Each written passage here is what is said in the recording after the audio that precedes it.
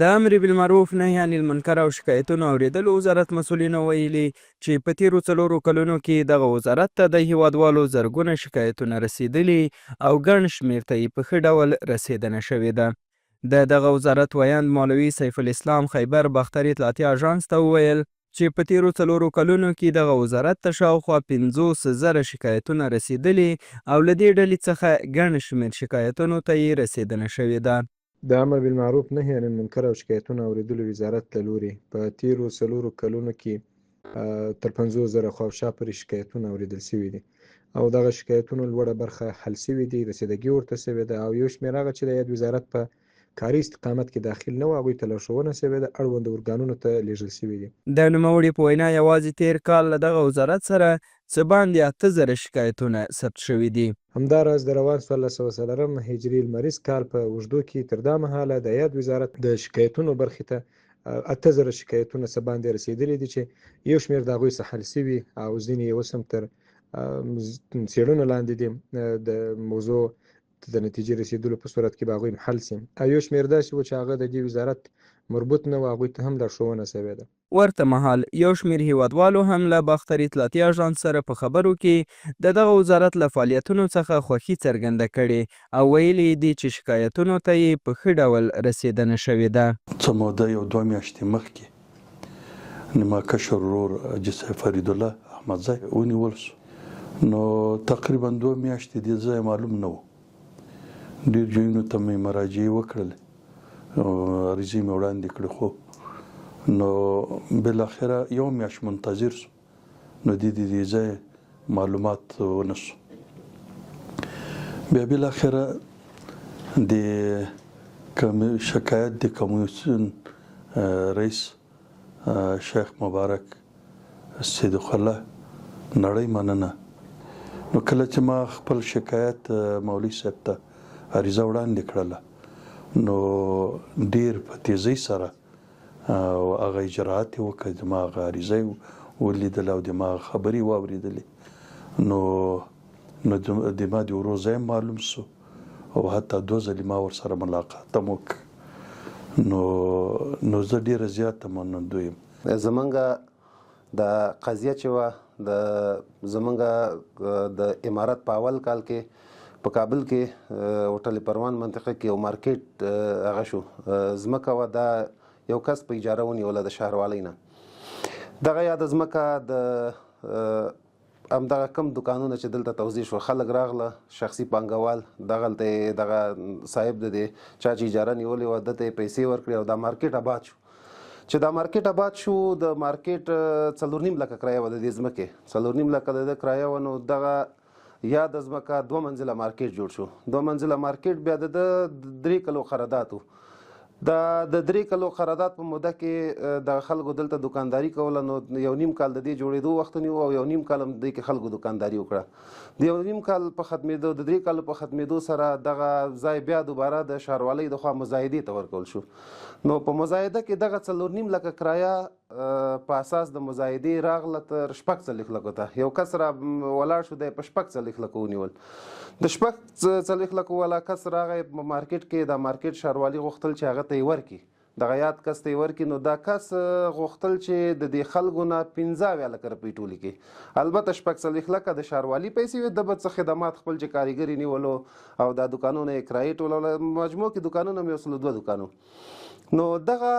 4 لکه او یا چې 15 لکه دا په ساحه کې قابل د تطبیق نه وي.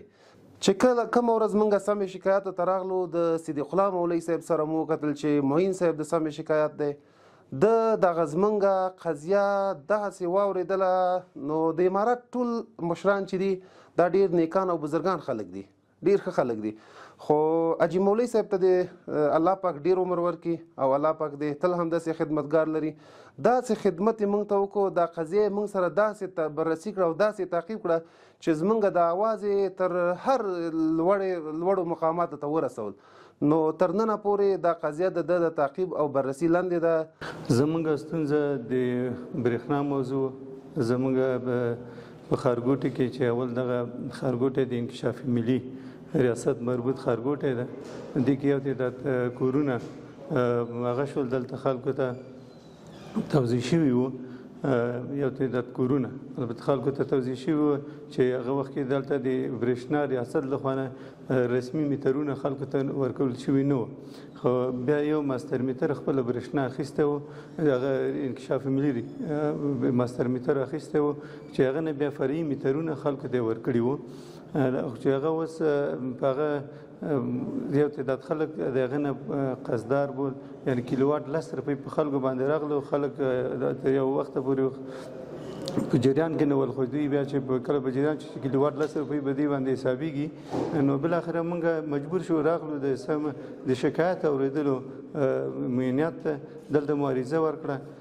نو چې زموږ دغه ستونزې سره رسیدګي وکړي نو خوشبختانه چې ډېر په کم وخت او ډېر ژر دوی اقدام وکړ د جانبین چې هغه ول هم برېښنا او هم انکشاف ملي هم د خلکو نماینده په حیث باندې زه دلته راغلو کېناستو د خبرو سره وکړې او دغه زمینه دوی مساعد کړه بالاخره تفاهم ته ورسېدو چې زموږ اوس برق ستونزه حل ده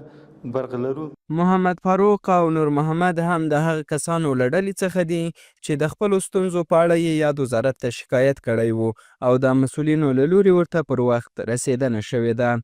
کوم مشکل چې د موږ د پښتني بانک سره به په اساس د هغه مشکلاتو د سمشکاتو د اورېدو معاینیت ته مراجعه مې وکړه او هغو په ډېر اخلاص او ډېر په محبت سره د موږ عریضه احکام کړه او ټیم د بررسۍ ته دا موضوع ورسپارله او ټیم د بررسۍ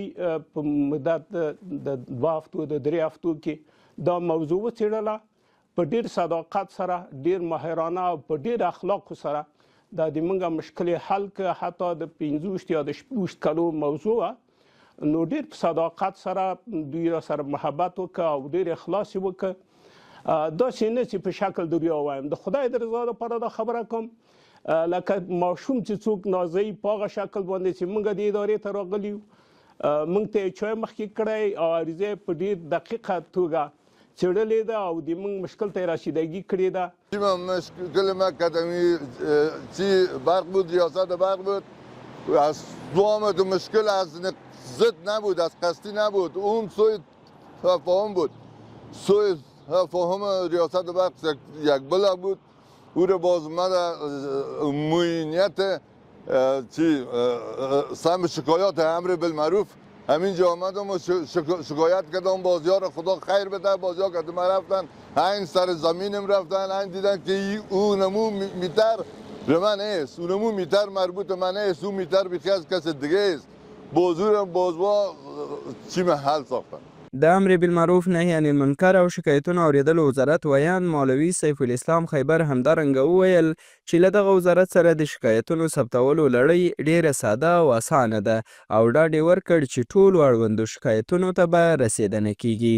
د شکایتونو د اورېدلو پروسه ډېره اسانه او ساده ده. لومړی دا چې د یاد وزارت له لوري 101 وړیا شمېره ده چې 24 ساعته فعاله ده. هر څوک کولی شي چې پر 101 وړیا شمېره باندې د یاد وزارت د شکایتونو د برخې سره خپل شکایت ثبت کړي. بله دا چې په فزیکي ډول وزارت ته او یا هم په ټولو ولایتونو کې د شکایتونو اورېدلو امریت ته یا په ولسوالیو کې د محتسبینو امریتونو ته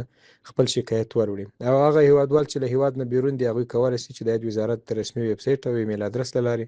خپل شکایتونه ثبت کړي او هم د دې وزارت د شکایتونو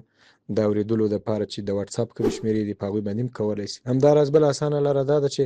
د ټوله ولایتي ریاستونو له لوري په هر ولایت کې د خپلو